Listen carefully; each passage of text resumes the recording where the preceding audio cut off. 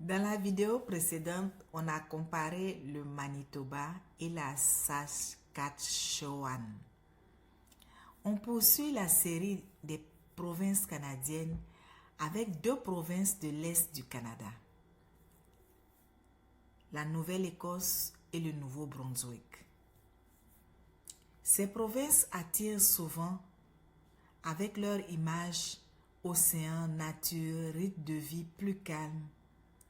Mais derrière cette image, il existe des réalités bien concrètes qu'il faut comprendre avant de s'y installer. Dans cette vidéo, on compare la Nouvelle-Écosse et le Nouveau-Brunswick à travers les éléments essentiels comme le climat, le logement, l'emploi, la santé et l'école.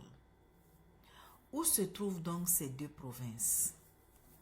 La Nouvelle-Écosse et le Nouveau-Brunswick se situent dans les provinces atlantiques, à l'est du Canada.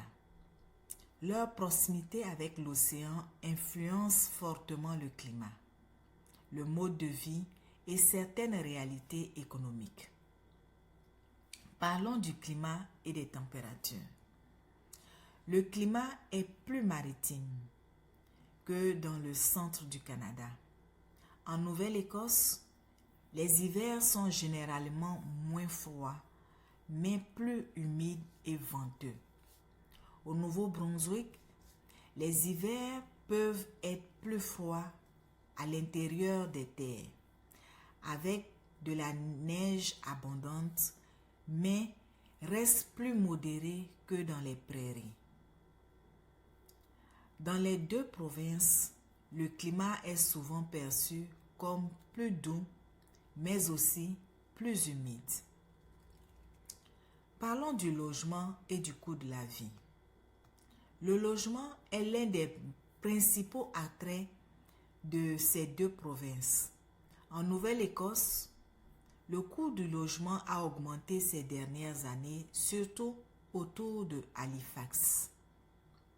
Au Nouveau-Brunswick, le logement reste généralement plus abordable, notamment hors des grands centres. Ces provinces peuvent convenir à des budgets plus modestes, mais l'offre de logement peut être limitée. Parlons de l'emploi et de l'économie. C'est ici que la réalité devient plus contrastée. En Nouvelle-Écosse, les emplois se concentrent surtout dans les services, la santé, l'éducation et certaines activités liées au port et au tourisme. Au Nouveau-Brunswick, l'économie est plus restreinte, avec des opportunités souvent concentrées dans le secteur public, la santé et certains services. Dans les deux cas, il est fortement recommandé d'avoir un projet professionnel clair avant de s'installer. Qu'en est-il de la santé et des services sociaux? L'accès aux soins est un enjeu important dans les deux provinces atlantiques. En Nouvelle-Écosse, les délais pour accéder à un médecin de famille peuvent être longs. Au Nouveau-Brunswick, la situation est similaire, avec parfois des déplacements nécessaires pour accéder à certains services spécialisés. C'est un point à considérer sérieusement, surtout pour les familles. Maintenant, parlons de l'école et de la famille. Les deux provinces disposent de systèmes scolaires publics fonctionnels. Les classes sont souvent plus petites et l'environnement scolaire est généralement calme. Le Nouveau-Brunswick se distingue par son caractère bilingue français-anglais, ce qui peut être un avantage pour certaines familles. La particularité qui fait la différence dans ces deux provinces, c'est que la grande particularité en fait, je dirais, c'est le rythme de la vie. Elle attire des personnes en quête de calme, et de proximité humaine.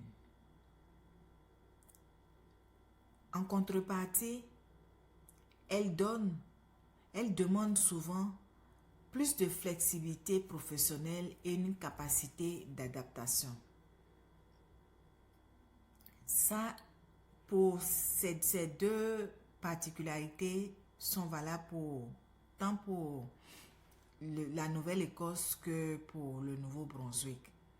Donc, ces deux provinces conviennent davantage à un choix de vie réfléchi qu'à une installation par défaut. À qui donc convenir, si je peux dire, ces deux provinces? Chaque province, si c'est la Nouvelle-Écosse, si c'est le Nouveau-Brunswick, à qui chaque province peut convenir à ce stade-là? La Nouvelle-Écosse peut convenir à des personnes recherchant un cadre de vie maritime et une vie comme Halifax pour l'emploi. Le Nouveau-Brunswick peut convenir aussi à des personnes cherchant un coût de la vie plus bas et un environnement bilingue. Dis-moi en commentaire, est-ce que la vie dans les provinces atlantiques t'attire? Préfères-tu la Nouvelle-Écosse ou le Nouveau-Brunswick? Qu'est-ce qui serait le plus difficile pour toi?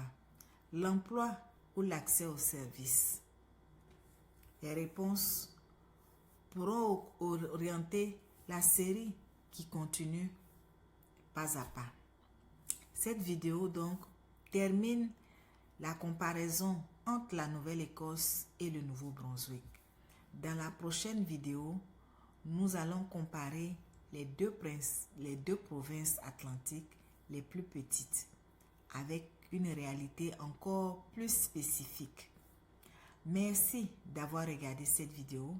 Si le format t'aide encore à mieux t'orienter, n'hésite pas à t'abonner pour suivre la suite. Ici, on avance une marche à la fois. À bientôt.